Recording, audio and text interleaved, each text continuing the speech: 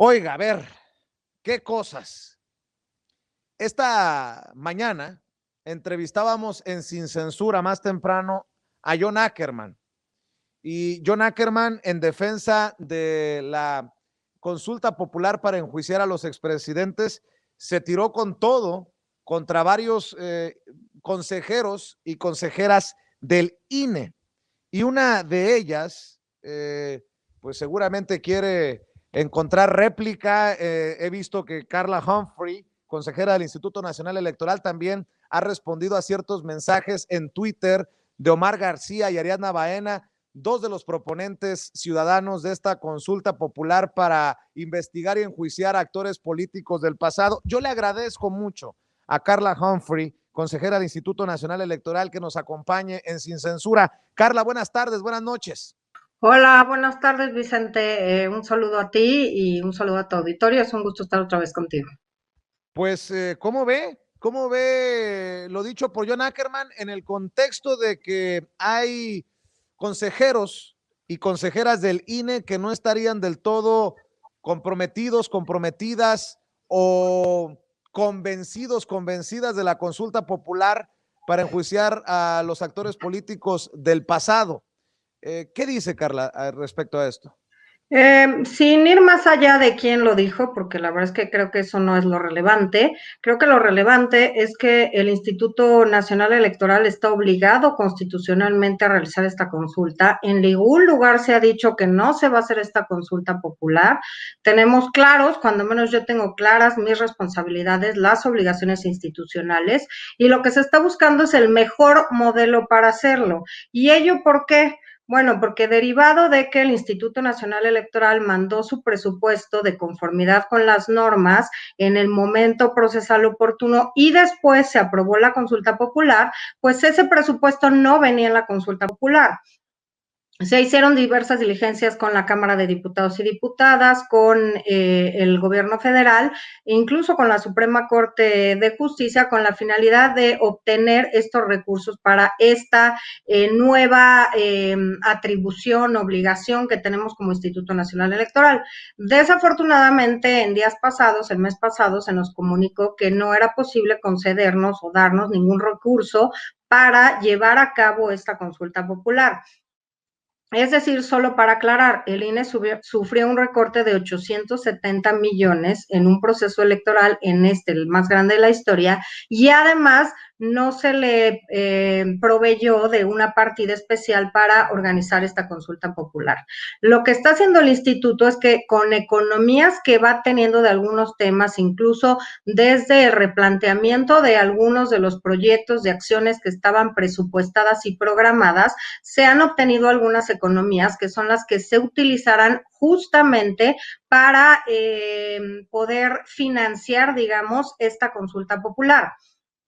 La consulta popular claramente es distinta a una elección para acceder a un cargo de elección popular, y en ese sentido lo que tenemos que planear es cuáles son los mejores mecanismos que podemos utilizar para ofrecer a la ciudadanía la mejor organización para esta consulta ciudadana. Entre otras cosas, el instituto aprobó el mes pasado, hace un par de semanas, unos lineamientos para la organización de la consulta popular, en el cual el artículo 32 señala que se analizará el uso, o sea, que se puedan utilizar urnas electrónicas u otras formas electrónicas de votación. ¿Por qué? Porque, bueno, son importantes para abatir costos, para hacer una planeación adecuada también de cuántas mesas receptoras de estas opiniones podemos instalar, vamos a instalar, cómo las vamos a instalar. Y lo que pasó ayer en la comisión no se ajusta a la realidad, porque lo único que se presentó es un proyecto de acuerdo para el Consejo General para aprobar el diseño de papeletas y una serie de, digamos, documentos impresos que se usan en un proceso electoral. Por ejemplo, un sobre para guardar el listado nominal, otro sobre para guardar las manifestaciones, las papeletas, digamos, que se usaron, las que no se Pero usaron. Carla, ¿no se aprobó esto de las papeletas basado en el alegato de que no se tenía el dinero o la No, certeza para organizar no, la mi consulta. alegato no fue ese, mi alegato fue que teníamos que tener un modelo global acordado de cómo íbamos a hacer esta consulta. ¿Por qué? Porque si vamos a utilizar urnas electrónicas, entonces, ¿por qué no se plantearon en este proyecto de acuerdo la papeleta electrónica que se va a cargar en las urnas electrónicas? ¿Por qué no se planteó si se va, por ejemplo, a desarrollar una plataforma electrónica donde algunas de los ciudadanos que así lo deseen puedan emitir ahí su opinión respecto a esta consulta popular? ¿Por qué no se analizó si se van a instalar estas mesas receptoras? ¿Cuánto tenemos? ¿Con cuántas podemos instalar con las economías que tenemos? ¿A cuánto pueden ascender estas economías de aquí a la consulta? ¿Y por qué no otros escenarios, por ejemplo, alternos? ¿Por qué no se previó si podemos utilizar y preguntar a la Secretaría de Educación Pública si podemos utilizar escuelas, por ejemplo, para instalar estas mesas receptoras de votación, o incluso en las oficinas del instituto, en los módulos de atención ciudadana, en las oficinas distritales que se tienen en todo el país? En fin, creo que lo que no hay es este análisis completo de cuál es la forma en la que se va a plantear esta consulta ciudadana. Bueno, Y creo además que el entonces, INE no tiene experiencia para ello, no ha organizado unas, pero yo, por ejemplo, fui consejera local 7 años, organicé varios procesos de consulta popular, varios procesos de presupuesto participativo, donde incluso se votaba por SMS. Entonces, ¿qué quiero decir? Tenemos que ser innovadores, Carla, creativos, sí. sí, pero a ver, con todo lo que está diciendo, consejera, pregunto, a este punto, ¿todavía no hay certeza de que la consulta se vaya a realizar para evitar Hay toda que la Vicente certeza. Serrano, a ver, para evitar que Vicente Serrano sea un mal pensado y suene y diga, suena que hay algo bajo la manga y no nos vayan a salir el 1 de agosto con Cachuchita la bolsearon? ¿Hay certeza o no hay certeza? ¿Está en peligro la consulta popular? Así como relataste de mi tweet, yo ya lo escribí hace más de un mes. El INE está obligado a hacer esta consulta popular. Esa no es la duda, que no quepe duda que no quepa ninguna duda que la vamos a hacer. Es una obligación, vamos a cumplir con ella. Va a haber consulta popular el 1 de agosto. Esa es mi postura, esa es mi posición, la he escrito y la he publicado. Aquí nadie está debatiendo si habrá o no habrá consulta popular, sino cuál es la forma de organizarla, dado que entendemos además, bueno, yo entiendo la situación del país, el COVID, etcétera, incluso un tema mundial de contexto económico complicado, y entiendo que no pueda haber los recursos necesarios.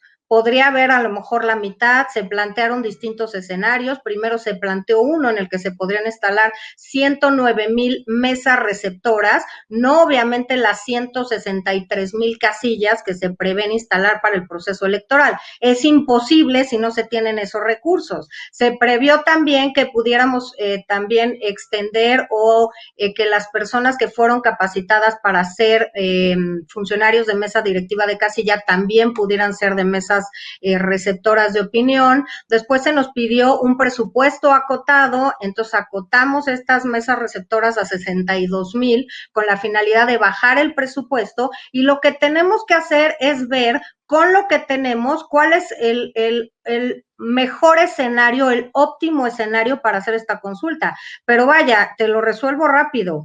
El instituto está obligado, hará la consulta popular, se realizará como dice la Constitución, porque también he oído que nosotros estamos cambiando la fecha. No, la fecha se cambió por el Congreso de la Unión, tendrá que ser el primer domingo, es el 1 de agosto en esta ocasión. Nosotros no cambiamos cuándo serían las fechas, antes estaba establecido que sería el mismo día de la jornada electoral, se cambió por diversas razones que no incumben al INE. También el tema de la respuesta, de la pregunta tampoco la hace el INE, la avala para ver si no La tiene. Suprema.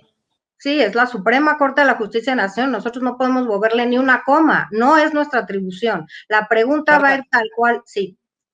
si se tomaría en cuenta, por ejemplo, lo de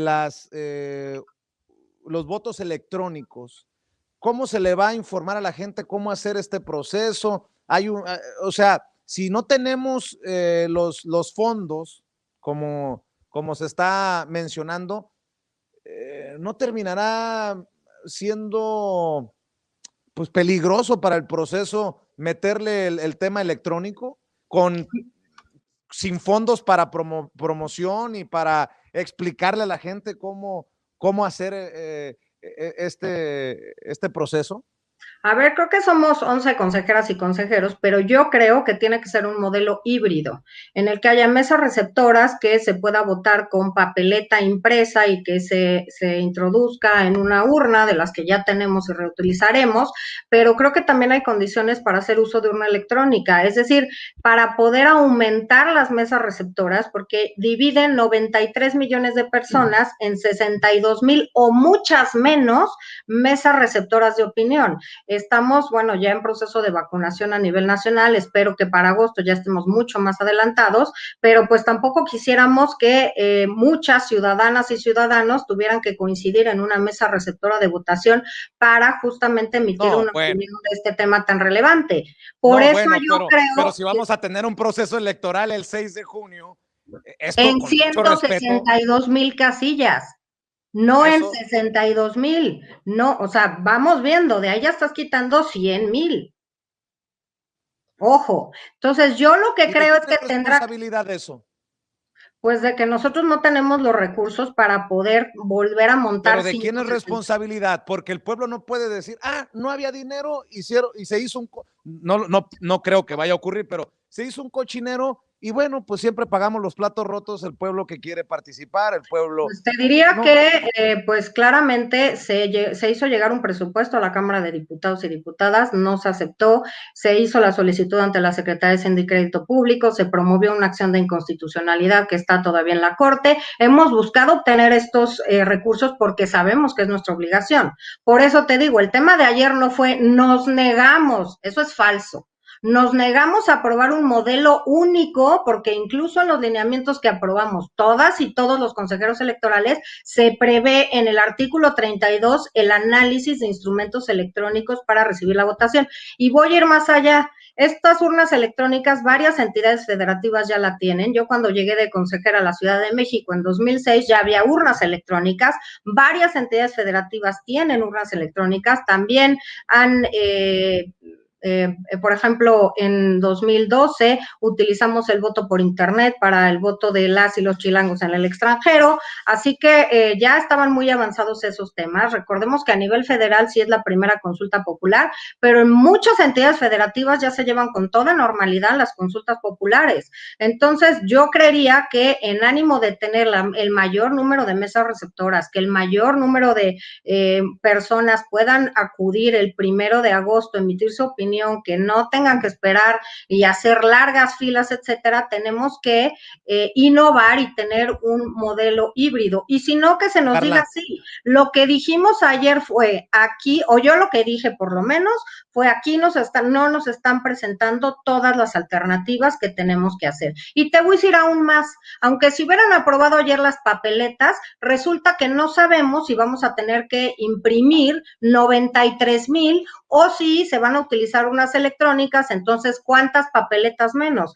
En ese acuerdo del Consejo General, en ese acuerdo que se nos propuso ayer, se hablaba de partidos políticos. Los partidos políticos no participan en una consulta popular. Es el claro ejemplo y la clara evidencia que casi se hizo un copiado y pegado de todos los elementos que se utilizan en una casilla el día de la jornada electoral, el sobre para recoger el voto, de las papeletas o boletas inutilizadas, en el que se mete o se introduce el listado nominal, este póster para anunciar quién ganó o cómo quedó la votación en cada una de las casillas, etcétera, etcétera, etcétera. Consejera, a ver, déjeme preguntarle más claro en el agua. Usted dice que el INE tiene que cumplir con la consulta. Sí, sin duda. Usted dice que está comprometida con la consulta popular. Déjeme preguntarle, abusando de su generosidad, ¿usted puede denunciar aquí, si acaso así lo percibe, una campaña contra la consulta popular de las puertas del INE para adentro? Yo creo que más bien estas filtraciones hacen todo lo contrario, hacen querer pensar que el INE está en contra de la consulta. Y ayer fue clarísimo en esa sesión, acabando esa sesión yo dije, esto es para medios, hasta el entrecomillado de las frases. Afortunadamente hay versiones estenográficas donde todo lo que yo te estoy diciendo lo puedes claramente ver ahí, va a haber actas, yo ya lo había publicado casi un mes antes. Para mí ese no es el tema, la consulta va. Mañana verás otro artículo mío publicado que habla exactamente de lo mismo. Lo que queremos saber es cómo va, cuáles son las condiciones, cómo nos vamos a asegurar. No podemos hacer otra elección con los recursos basados en economías que tenemos. No podemos volver a hacer otra elección como la constitucional del 6 de junio. No podemos volver a instalar 163,000 casillas. Perdón, pero eso con los recursos que hay. Y además esta no es una elección constitucional como tal para acceder a un cargo de elección popular. Es para recabar la opinión ciudadana en un tema, por supuesto, de toda la Pero relevancia. Y es en este sentido como tenemos que asegurarnos de plantearlo en las mejores condiciones para que acudan a emitir su opinión la ciudadanía. bueno, entonces déjeme preguntarle, ¿no resulta injusto para esa ciudadanía que sí quiere participar, que sí va a salir a votar, que para que sea vinculante, tengo entendido y corrígeme si estoy equivocado, que para que sea vinculante la consulta se tomaría el 40% del total de la lista nominal o de la población que vota y que el INE esté diciendo desde ya que no va a instalar, no le va a dar todas las posibilidades a esa población, a ese universo, para que participe en la consulta? No sé si me explique, pero Sí, pero justamente me estás dando la razón. Si presupuestariamente no nos dieron los recursos y como es nuestra obligación constitucional, nosotros vamos a cumplir con eso, y cómo lo vamos a tener que hacer con las economías que ha generado el instituto, pues entonces tenemos que ver con ese presupuesto, el que sea, cómo podemos organizar de la mejor manera justamente para tener más mesas. Por eso yo te comentaba, ¿por qué en lo que se nos presentó ayer no nos dijeron, oigan, en el país hay 1,000, 2,000, 3,000, 100 urnas electrónicas?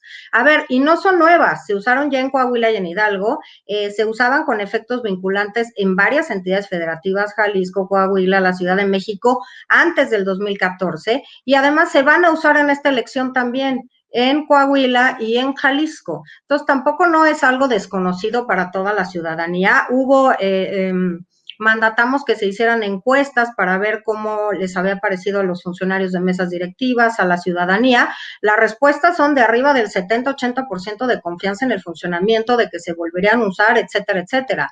Pero lo que yo estoy diciendo es, no nos plantearon cómo podemos instalar más mesas receptoras de votación. Te estoy dando ejemplos. En escuelas, si hablamos con la Secretaría de Hacienda, en oficinas que tiene el INE en todo el país, quizá incluso con personal del propio Instituto Nacional Electoral, si es que el presupuesto y no da eso, y eso para no, cubrir. no se podría hacer en un proceso electoral para ahorrar dinero, entendiendo que el INE es el instituto, el órgano, el organismo más caro, electoralmente hablando, del mundo o de los más caros. ¿Por qué para la consulta popular vamos a pedir apoyo a las escuelas? ¿Y por qué no Dos, se organizan así las elecciones? Dos precisiones. Lo primero es que sí es de los más caros del mundo, pero porque el 40% del presupuesto del INE es para los partidos políticos. Ahí están las prerrogativas de los partidos políticos, no están en ninguna otra partida que apruebe la Cámara de Diputados y Diputadas. Pues que En enfrenten también a la sociedad y el encabronamiento si no se tiene el dinero los partidos políticos, pero Y lo segundo, entendiendo, consejera, que los partidos políticos serían los exhibidos con una consulta popular, pues también seamos realistas. que preguntabas es que así estaba antes en la Constitución, que las consultas se tenían que hacer el día de la jornada electoral. Esta legislatura cambió las reglas por distintas presiones políticas, así es lo que yo entiendo, justamente para que no fuera el día de la jornada electoral, para que fuera después, para que la inercia del partido en el gobierno o del partido mayoritario o como lo queramos poner, no llevara a que también se hiciera una promoción al mismo tiempo de votar, digamos, por distintos cargos de elección popular y también acudir a emitir tu opinión en una consulta popular de materias muy relevantes. Por eso se dividió. Esa, claro, para nosotros hubiera sido mucho más eficiente presupuestalmente, poner una urna más, poner las papeletas, hacer la difusión, porque el único que la puede hacer esta difusión es el INE, que fuera también el día de la jornada electoral. Ya tenemos a la gente capacitada, ya tenemos dónde se van a ubicar las casillas, ya tenemos las urnas, ya tenemos el líquido indeleble, las credenciales, los listados nominados, todo ya lo tenemos.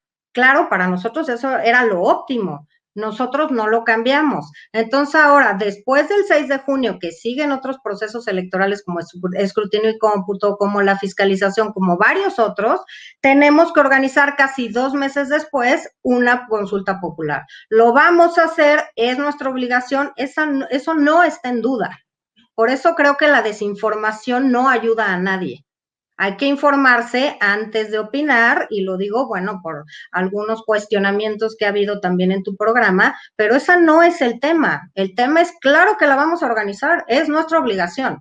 Lo que queremos ver es cómo podemos darle mayores facilidades a la ciudadanía para que tenga más centros de votación o más formas de emitir esta opinión. Consejera, hablemos sin censura. ¿En serio? ¿No hay dinero suficiente en el INE de las Harley Davidson, de los dispositivos inteligentes caros? ¿En serio no hay dinero suficiente para cumplirle al pueblo como se merece, consejera? Nosotros le vamos a cumplir al pueblo, claro, porque es nuestra obligación constitucional. Ahora, te diría que estamos enfrentando un doble recorte, por llamarlo así, el recorte de 870 millones de pesos, el más grande en la historia del INE y sobre todo en un proceso electoral, y también el no tener estos recursos especialmente etiquetados o que se tendrían que utilizar para la consulta popular. Claro que estamos justamente por el ajuste que se hizo por el recorte a presupuesto, pues tuvimos que replantear algunas acciones, algunos escenarios, algunos proyectos, y estamos teniendo economías. Por supuesto que no pensábamos llegar a estas alturas, abril, sin tener cuando menos pues alguna cantidad de recursos adicionales para organizar esta consulta popular, y habíamos previsto nosotros cubrir el resto con economías. Ahora se nos dijo, no hay un peso, pues claramente lo tenemos que hacer con base en nuestras economías. Te decía la vez pasada que creo que están más enfocadas las baterías, porque claramente pues el instituto, pues están ahí los partidos políticos, las representaciones del poder legislativo, tenemos por supuesto órgano interno de control, están los medios de comunicación. O sea, me parece que es claro que si alguien quiere encontrar mayores recursos, pues está adelante, ¿no? Todas las partidas se presentan los presupuestos, los informes del OIC, etcétera, pues ante el Consejo General también. Entonces, claro que estamos haciendo este esfuerzo, por supuesto que lo haremos, por supuesto que nosotros no escatimaremos en recursos para ofrecer la mejor forma de organización de esta consulta popular, que es distinta a una elección, a distintos cargos de elección popular. Es distinta. Déjeme preguntarle por alusiones personales, como dicen en el mundo de la política. Usted dijo que se habían hecho declaraciones en este espacio que rayaban en la desinformación de su servidor. ¿Cuáles son o a quién se refiere, consejera? No fuiste tú y me da igual porque no me voy a referir a nadie en concreto. Creo que el tema es muy claro desde que se filtró esta nota. ¿Cómo se filtró esta nota ante los medios de comunicación?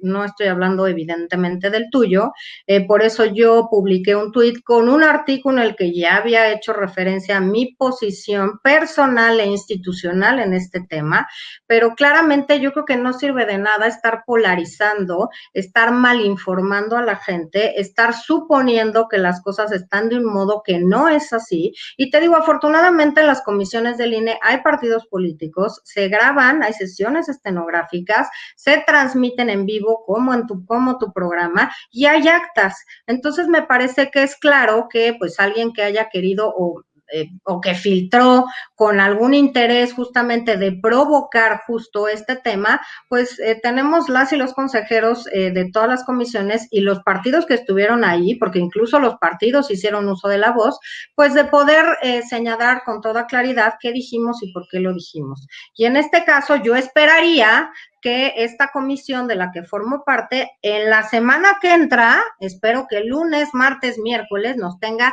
este análisis global de cómo están planteando ellos hacer esta consulta popular, porque finalmente fue la instrucción que dimos como consejeras y consejeros.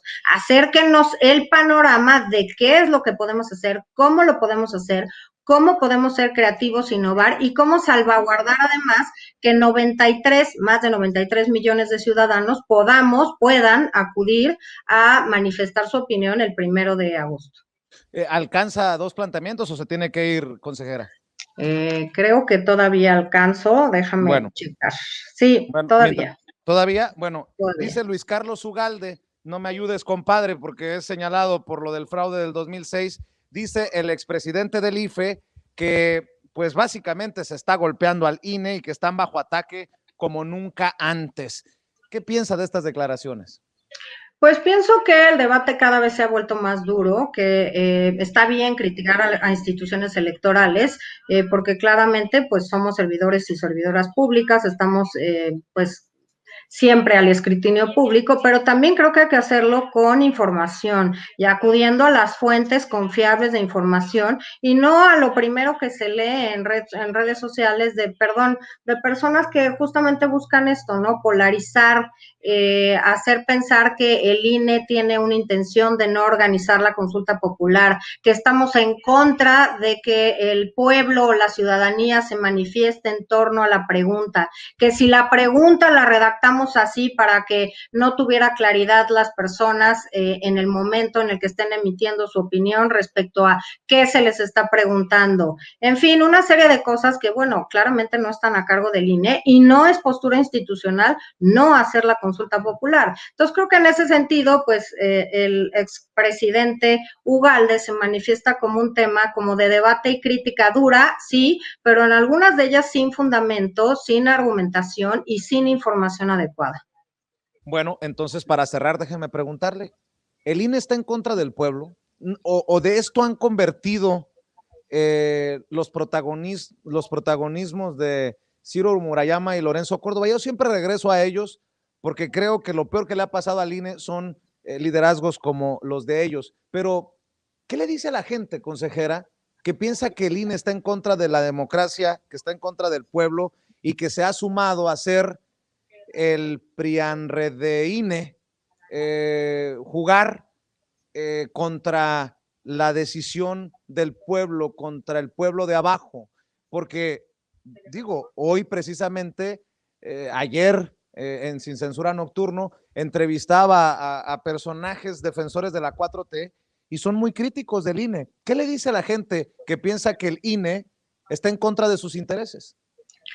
Pues te diría que el INE es una institución de la ciudadanía, de las y los ciudadanos. Los consejeros desde hace muchos años, desde 1990, desde hace varios años, son consejeros que son ciudadanos, luego consejeros electorales, que esa es la base con la que se conforma el Instituto Nacional Electoral, que eso es lo que se busca con estas convocatorias que son duras, con estos exámenes, con estas formas de selección de distintos perfiles que conforman el INE. Y diría claramente que al contrario, yo creo que el INE está, bueno, o por lo menos creo, debemos estar cada vez más cerca a la ciudadanía, cada vez ofrecer mejores formas de votación, cada vez mejores aplicaciones para que la gente conozca a sus candidatos, a sus candidatas. Tenemos varias en la página institucional. Ahora el tema de la violencia política en razón de género, pues es un tema clarísimo que además de ser una obligación del INE, la hemos tomado pues como una de las prioridades de este proceso electoral, así como el cuidar la salud de las y los ciudadanos,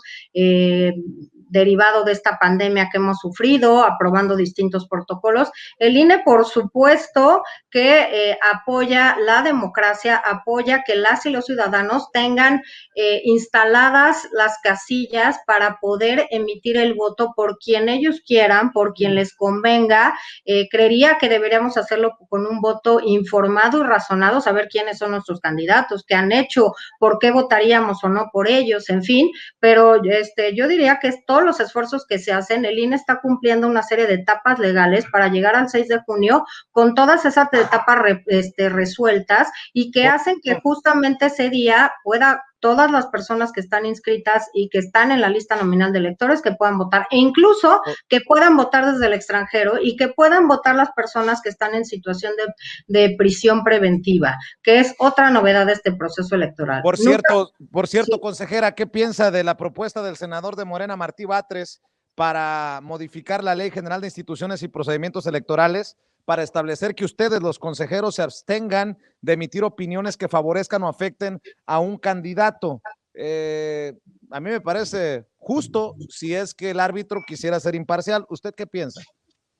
Yo, como ya te lo he dicho muchas veces, no estoy en contra del protagonismo, de debatir los temas antes de que lo resuelva el Consejo General, de polarizar temas, de posicionarme mediáticamente en otros temas que me parece que no hacen más que, pues, digamos, pues sí, polarizar o hacer que cada vez los posicionamientos y las posturas sean cada vez más contrarias y con pocas posibilidades de reconciliarte.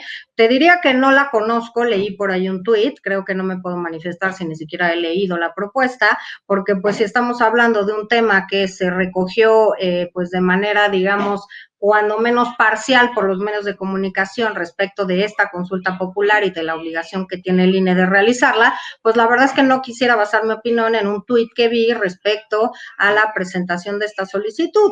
Finalmente la leeré, te podré dar mi opinión posteriormente, pero hoy no tengo elementos para posicionarme en torno a esa iniciativa. Pues estaremos al pendiente de los esfuerzos, entre comillas todavía esfuerzos, para la promoción y la realización de la consulta popular para enjuiciar a los actores políticos del pasado, consejera Carla Humphrey. Como siempre le agradezco la deferencia, el detalle que tiene con Sin Censura para enfrascarse en estos diálogos que espero alimenten un debate más elevado desde esta trinchera independiente. Al contrario, gracias a ti, Vicente, te agradezco como siempre este espacio y la posibilidad de debatir sin censura, y me parece además muy importante para seguir informando desde tu espacio cuáles son las cosas y prioridades del INE y qué es lo que está pasando respecto a las decisiones que tomamos. Así que muchas gracias. Nada más por no dejar, porque soy periodista. Ya se te ocurrió otra, ya ves. No, respuesta a John Ackerman, ya dígalo abiertamente. Pues es que la verdad es que no creo que deba manifestarme con alguien que no ha leído ni siquiera qué pasó en la comisión. Por eso vengo a aclarar, finalmente la que sabe qué pasó soy yo. Entonces sí es una respuesta a lo que dijo John Ackerman. Es una respuesta a John Ackerman y a varios otros que publicaron cosas que no están apegados con la realidad. Por eso te digo, afortunadamente tenemos unos buenos mecanismos de rendición de cuentas donde queda sentado cuál es la posición de cada uno y cada una de nosotras. Así entonces, que yo te diría... entonces es una respuesta también a los promoventes de la consulta popular. Desde sí, en el sentido de que sí va a haber consulta popular, que sí el 1 de agosto van a poder ir a manifestar su opinión, de que este instituto no está dudando en si va a haber o no consulta popular, sino en cómo la va a hacer con base en los recursos que tiene. Sí, esa es la respuesta. Sí, sí va a haber consulta popular. Le agradezco, Carla Humphrey. Gracias por estar con nosotros y por su generosidad. Muchas gracias a ti. Buenas noches. Buenas noches. Carla Humphrey, consejera del Instituto Nacional Electoral, hablando sin censura de este tema que está candente. Yo he sido abiertamente promotor de esta consulta popular y sí, mi posicionamiento es a que se comprometan, como lo ha dicho Carla Humphrey, a la consulta popular, y si no, que también lleven en el pecado la penitencia, que sería juicio político y obviamente la respuesta de ese pueblo que espera justicia y que que merece ser escuchado. Al final, le digo, esta es solo mi opinión y esa es punto y aparte.